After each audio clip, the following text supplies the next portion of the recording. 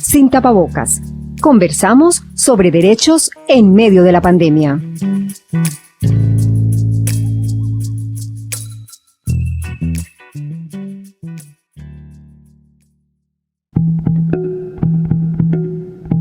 Según los datos de UNICEF, tras la pandemia de COVID-19, más de 150 millones de niñas, niños y adolescentes en el mundo pasarían a formar parte de quienes carecen de derechos básicos como salud, educación, vivienda, agua y nutrición. ¿Cómo impactó la pandemia a las infancias de América Latina? Bienvenidos y bienvenidas a Sin Tapabocas, una serie en la que conversamos sobre derechos en medio de la pandemia. En este episodio conversaremos sobre las infancias. Estás escuchando Sin Tapabocas, una serie producida por el proyecto Hacemos Memoria de la Universidad de Antioquia y Bocaribe Radio.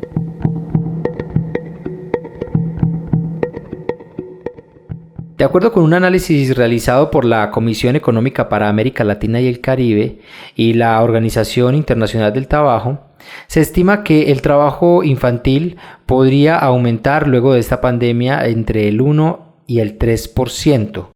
A esto se suma que, según los datos de UNESCO, todos los países de América Latina y el Caribe han cerrado temporalmente sus escuelas a nivel nacional, lo que implica que alrededor de 167 millones de niños, niñas y adolescentes se encuentran en sus casas. Esto es principalmente grave para aquellos niños y niñas en edad escolar que no tienen acceso a Internet. Según un informe conjunto entre UNICEF y la Unión Internacional de Telecomunicaciones, esta población llega a 1.300 millones de niños y niñas entre 3 y 17 años que no tienen conexión en sus hogares. Conversaciones sin tapabocas. Hablamos sobre derechos en medio de la pandemia.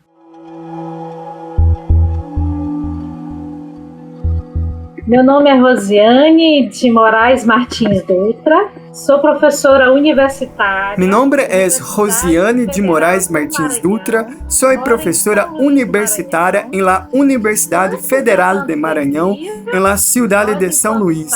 Antes de la pandemia, nosotros que pertenecemos a uno de los estados más pobres de Brasil, ya vivíamos grandes desafíos. El estado de Maranhão, por ejemplo, presenta grandes índices de prostitución infantil, grandes índices de abusos sexuales de niños y adolescentes.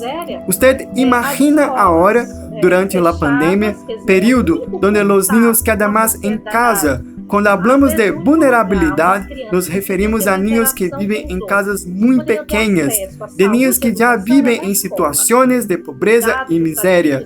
Así, el único lugar donde esos niños tienen acceso a educación es en la escuela.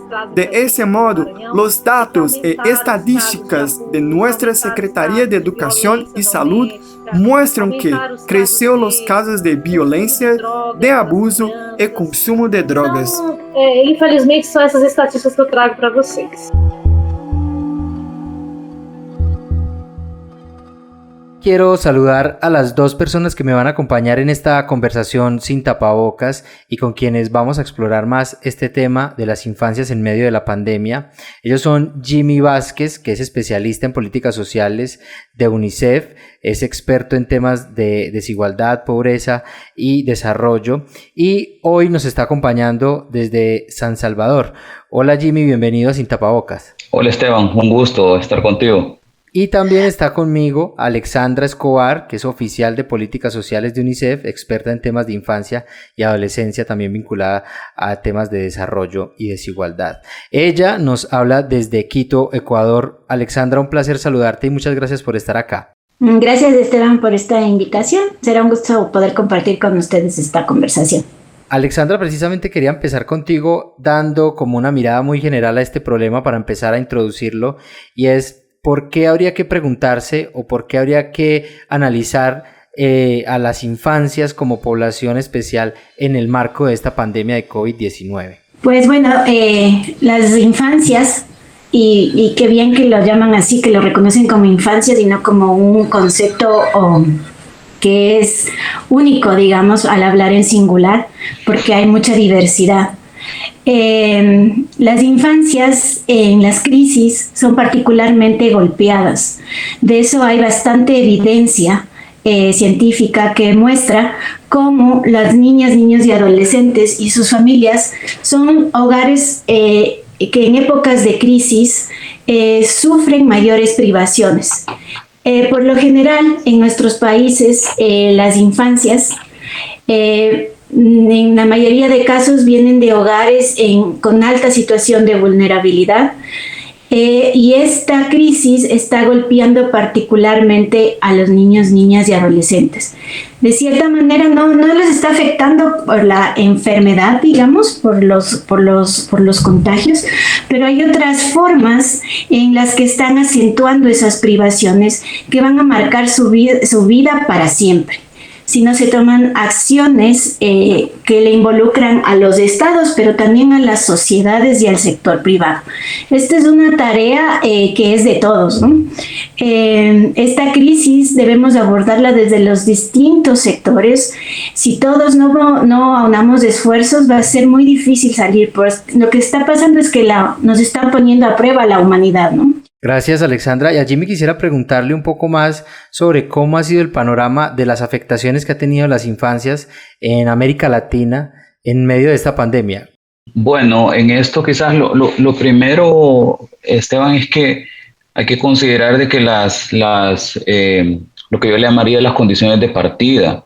Y las condiciones de partida lo que nos indican es que así como para El Salvador, como para Ecuador, probablemente nosotros, cuando hacemos análisis, por ejemplo, de quienes están en situación de pobreza, aparece constantemente que son los hogares con niñas, niños, adolescentes, los que están en una situación de mayor precariedad. Yo me atrevería a decir de que es la constante en América Latina. Entonces, digamos, previo a que llegara la pandemia, pues tú ya tenías eso, que era una situación en la cual las mayores desventajas pues estaban justamente en los hogares con niñas, niños, adolescentes, independientemente de qué rango etario estés viendo, o sea, de 0 a 3 años o probablemente de 13 a 17, es básicamente, digamos, respecto de los totales nacionales, pues vas a encontrar que ya había mayores niveles de pobreza. Entonces esto es importante porque, digamos, ya te marca una condición, o sea, tú en la carrera del desarrollo, pues estos hogares y particularmente estas niñas, niños, adolescentes, ciertamente ya estaban, digamos, estaban dejados atrás, por decirlo, de esta lógica, digamos, de los objetivos de desarrollo sostenible.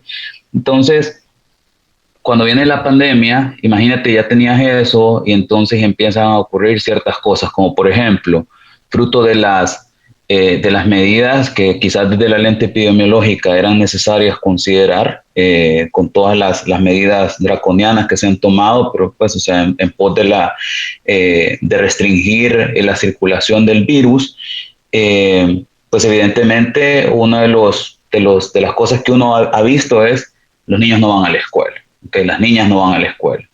Entonces esto, digamos, ¿qué ocurre? Pues evidentemente hay un impacto en la capacidad de aprendizaje porque ciertamente pues el proceso formativo, educativo y de socialización no es el mismo vía la pantalla vis-a-vis el que tú tienes presencialmente. Y hay otras cosas como el tema de violencia, porque pues ciertamente ahora lo que ocurre es que aquellos hogares en los cuales ya existía esa beta de violencia, pues hay, digamos, al estar encerrados y al haber hacinamiento, que es, digamos, otra de las cosas que existen en muchos hogares de América Latina, pues la continuidad o la exposición a la violencia se vuelve mayor, con lo cual los niveles de estrés tóxico se te elevan, ¿verdad? Y eso, el tema es que al final del día, pues tiene ciertos, digamos, efectos sobre el desarrollo, particularmente el desarrollo del cerebro, ¿verdad? Cuando tú vivís con esa ansiedad, digamos, con esa exposición, pues básicamente lo que estás teniendo y que ya se está empezando a ver y que muy probablemente después se vea con la evidencia que se saque más adelante vas a ver impactos en la atención, el control de impulsos, en la capacidad de memoria, en la comprensión del lenguaje, entre otras capacidades humanas que son claves ciertamente para el continuo de la vida. Gracias, Jimmy. Ya retomamos la conversación. Síguenos en nuestras redes sociales. Twitter, @HacemosMemoria y @Bocaribe. Instagram, @Hacemos Memoria y @Bocaribe Radio. Mi nombre es Hilda Molano. Yo soy parte de la coalición contra la vinculación de niños, niñas y jóvenes al conflicto armado en Colombia, Coalico, y estoy desde la ciudad de Bogotá. Para el año 2020 hemos tenido desafortunadamente un aumento en el registro de situaciones de reclutamiento y utilización de niños, niñas y adolescentes por parte de los diferentes actores armados del conflicto. Esta situación en particular ha llevado a que nuestro observatorio llegue a una cifra de 240 niños, niñas y adolescentes, por lo menos en el país, afectados por esta situación. Y una de las cosas que ha caracterizado esta situación para este año ha sido el aumento en comparación con el año anterior, que es donde hemos podido hablar del aumento en el registro. Para el año 2019 habíamos registrado en el periodo, en el primer semestre de 2019, habíamos registrado un total de 38 casos, pero ya para el mismo periodo, en lo corrido del primer semestre de 2020, llegamos a 190.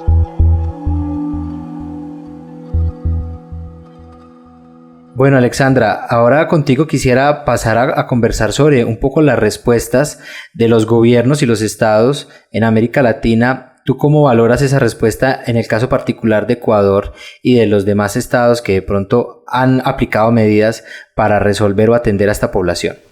Bueno, las respuestas han sido diferentes, ¿no? Y bien disímiles entre los países.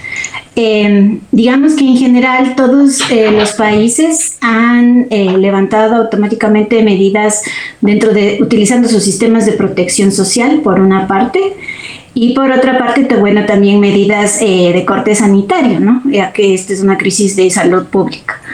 Con los sistemas de protección social, esas medidas han sido diferenciadas y algunos países han llevado adelante temas que tienen que ver sobre todo por la parte de la asistencia social, ¿no?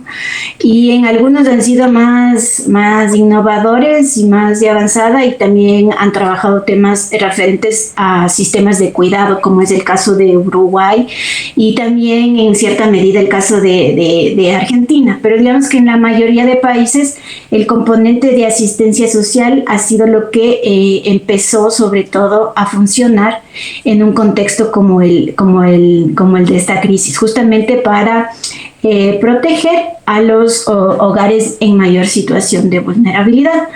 Acá en Ecuador justamente se aplicó un esquema fuerte, sobre todo de asistencia social.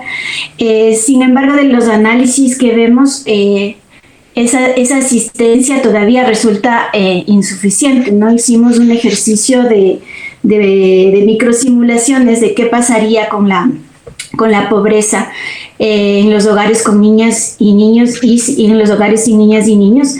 Y vemos que si bien estas medidas ayudaron a amortiguar un poco el golpe, el shock que se vino con la COVID-19, resultan todavía insuficientes, ¿no?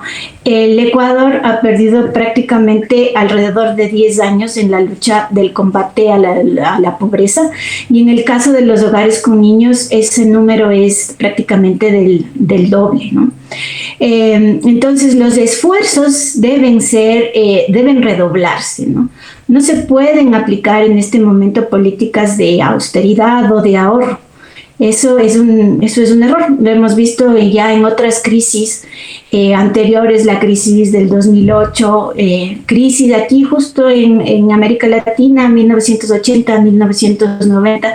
Sabemos cuáles son los efectos de no invertir en la población y de no invertir particularmente en las niñas, niños y adolescentes y sus familias. Pero siempre esas decisiones deben estar conectadas, y conectadas pensando hacia el futuro también, a largo plazo, ¿no? Lamentablemente en el caso de las niñas, niños y adolescentes, ellos no votan, y muchas veces eso también hace que desde el mundo de los adultos, ¿no es cierto?,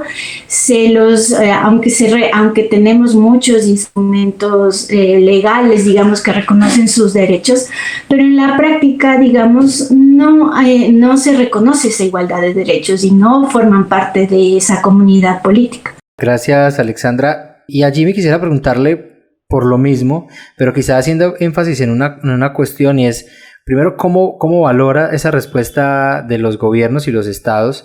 Y segundo, en caso de que considere que hayan fallado o que hayan sido acertado, ¿por qué razón fallaron, acertaron en esas respuestas que dieron a las infancias? Jimmy. Pues pienso que digamos que mucho de la capacidad de respuesta está, digamos, vinculada a tu construcción en materia de desarrollo y de protección social, ¿no? Y ahí no me refiero exclusivamente a las leyes per se, sino, digamos, a lo operativo que existía antes de la pandemia. Porque ciertamente cuando tú ves la respuesta de administraciones o gobiernos, llamemos más bien gobiernos como el de Uruguay, vis a vis probablemente, digamos, el de otros países, quizás, digamos, igual de pequeños en términos poblacionales, pero ciertamente, digamos, el haber tenido ya un andamiaje institucionalizado, pues te ayudaba a ser mucho más práctico y, digamos, la celeridad de tu respuesta, pues tiende a ser, digamos, mucho más expedita, pero también en términos de la cobertura. En aquellos otros donde, digamos, había mucha, ¿sabes?, como las leyes, o sea, te colocaba un horizonte, pero en términos operativos tú tenías un débil aparato institucional. Entonces la respuesta fue en esas mismas líneas. Entonces sí, evidentemente, digamos, hay como quizás unos 3 grupos de países, ¿verdad?, que dentro de los cuales pues ciertamente destaca la respuesta de Uruguay, como bien decía Alexandra, y hay otros que, a pesar de tener, digamos, el deseo de hacer, digamos, algunas intervenciones sumamente importantes en términos de cómo hacía, digamos, el smooth consumption, que es una cosa que los economistas ven muchísimo, o sea, la capacidad de mantener un consumo, no tienen la capacidad de deuda. Ese es el caso de El Salvador. El Salvador hizo una intervención muy buena, que fueron $300, digamos, a más o menos 1.2 millones de familias en el caso de El Salvador, que pues eso probablemente cubrió entre un 60 y un 70% de la población, sino que un poco más. Nosotros lo vemos en las microsimulaciones, vemos el impacto que eso tuvo. O sea, mira, esa entrega de ese bono te redujo la pobreza extrema casi a cero, digamos, como una medida de un ingreso universal único, ¿verdad? El problema es que El Salvador no tiene la capacidad financiera ni tiene el espacio fiscal para mantener ese nivel de gasto. A pesar de lo que yo he dicho, yo sí creo que se quedó la respuesta, digamos, muy centrada quizás en lo económico y no vimos algunas cosas adicionales. O sea, se quedó mucho en lo económico y salud, porque si tú recuerdas, Esteban, al inicio, bueno, y Alexandra, lo hemos conversado mucho, hemos hablado en el caso de América Latina de que hay que aplanar 2 curvas. Entonces siempre se habla de la curva epidemiológica y la curva económica. Pero la verdad es que en el caso de América Latina hay más curvas, y cuando se trata de niñas, niños, adolescentes, son muchas más. La curva emocional es una cosa que no se le ha dado tanto análisis, no ha sido expuesto tanto, pero realmente muchas personas ya están hablando que la salud mental quizás sea la próxima pandemia, y me parece que es correcto ponerlo en esos términos. Hay gente muy buena, neurocientíficos, hablando sobre estas cosas. Entonces, evidentemente ahí son los lados ocultos del COVID. Gracias, Jimmy. Vamos a una pausa y ya regresamos. En Sin Tapabocas conversamos con diversos especialistas para analizar la situación de los derechos humanos en medio de la pandemia. Y escuchamos las historias de personas afectadas en distintas regiones de Colombia y Latinoamérica. Escuelas en Paz es una estrategia desarrollada por Corporación Región y UNICEF en alianza con la Secretaría de Educación de Córdoba en 17 instituciones educativas de los municipios de Montelíbano, Tierra Alta, Ayapel y Puerto Libertador. Busca promover la participación y liderazgo de niños, niñas y adolescentes en las instituciones educativas. La educación en casa requirió de unos mínimos de conectividad y dispositivos tecnológicos para generar diálogo y hacer actividades. Las brechas digitales y la brecha entre lo urbano y lo rural se consolidaron como barreras para la participación y continuidad educativa de niños, niñas y adolescentes. La continuidad educativa de muchos estudiantes también se ha visto afectada porque tuvieron que trabajar fuera de casa para apoyar económicamente a las familias, que vieron muy reducidos sus ingresos durante este año. Y se observó también una brecha de género, ya que muchas estudiantes adolescentes aumentaron sus responsabilidades en el interior de los hogares. Además, los y las docentes han estado preocupados por el aumento de los niveles de violencia intrafamiliar, que comprende no solo violencia física, sino también, por ejemplo, prácticas de abandono o negligencia de padres y madres hacia sus hijos. La pandemia nos ha develado brechas y desigualdades y nos ha puesto enfrente muchas preguntas. Nos ha demostrado la importancia de la escuela como entorno protector y su rol fundamental en el acompañamiento socioemocional a niños, niñas y adolescentes. Nos ha evidenciado la pasión, la creatividad y el compromiso de muchos docentes y equipos directivos que han dispuesto toda su energía personal y profesional en acompañar a sus estudiantes de la mejor manera. Para finalizar entonces esta conversación, yo quisiera que habláramos de algo que mencionaba Alexandra en una de sus respuestas, y es sobre las acciones concretas que se podrían tomar desde la sociedad civil, los movimientos sociales y los estados para un poco atenuar las consecuencias de esta pandemia, pero también evitar que se sigan repitiendo. Alexandra, ¿cuáles consideras tú que son esas acciones?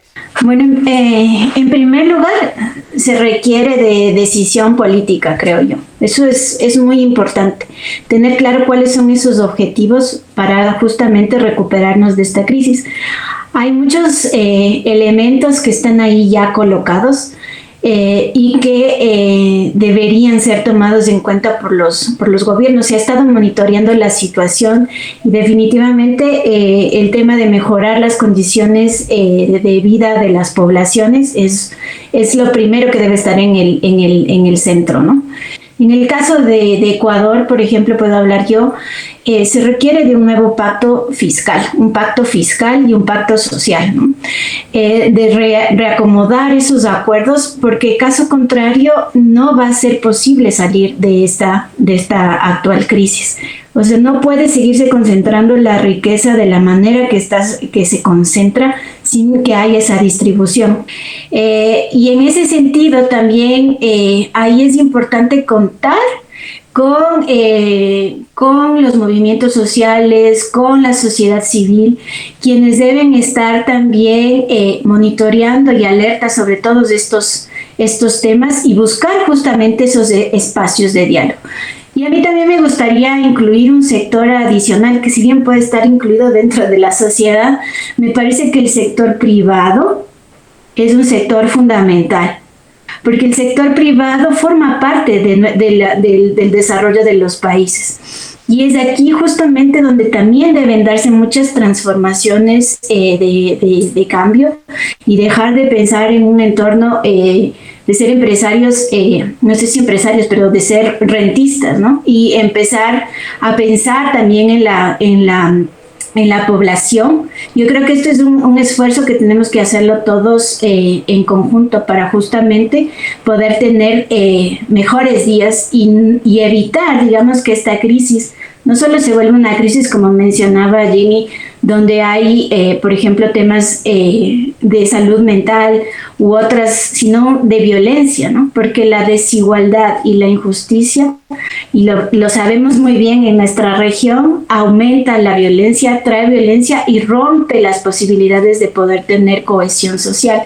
que son elementos fundamentales para poder tener justicia y paz y democracia, ¿no?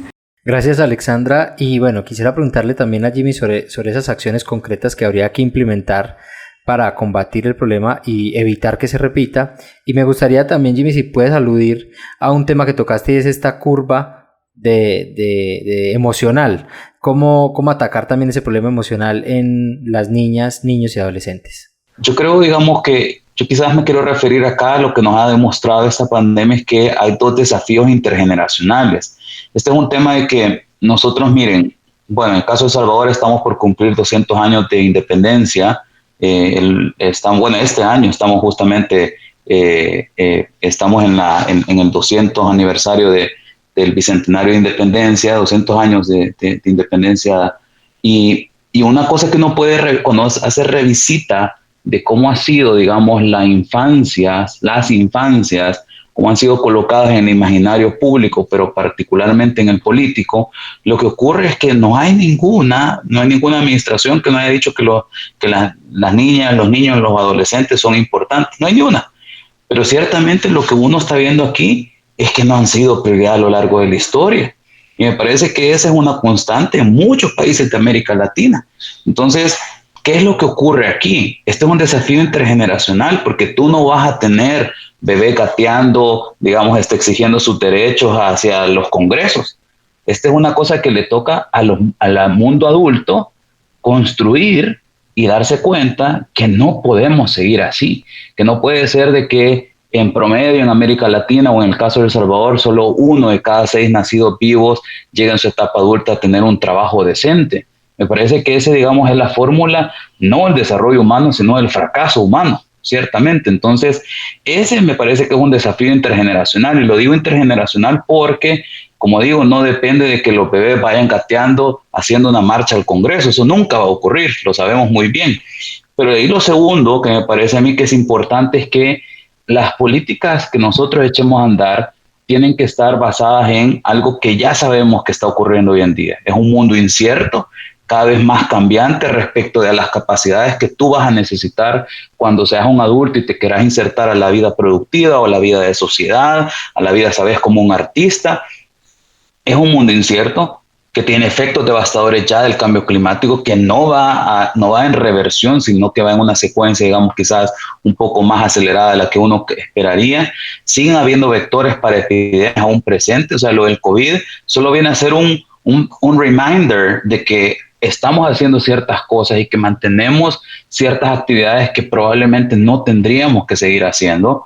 Y con un mundo, como decía, radicalmente diferente, un mundo del trabajo radicalmente diferente al de las antiguas generaciones. Entonces, ahí el desafío es cómo creamos agencia en nuestras niñas, en nuestros niños y adolescentes.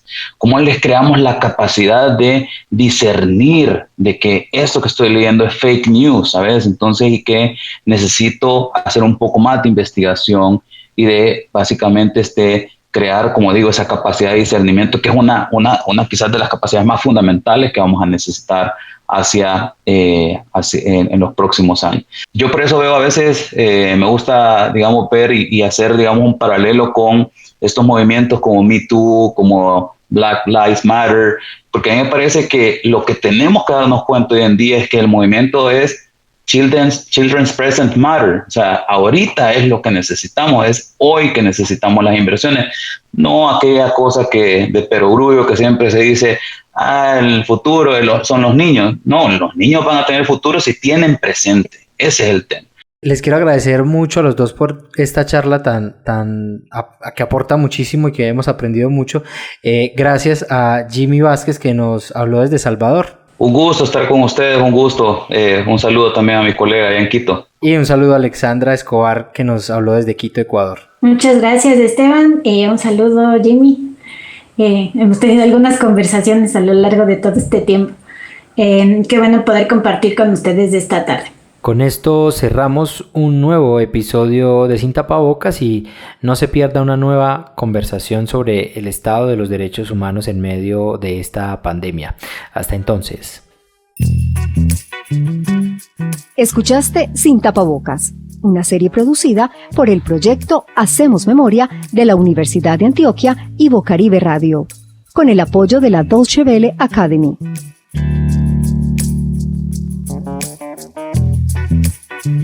Producción general, Hacemos Memoria y Bocaribe Radio. Producción periodística, Esteban Tavera y Camilo Castañeda Arboleda. Conducción, Esteban Tavera. Locución, Nidia María Montoya Bando. Edición y mezcla, Iván Mercado. Producción 2020.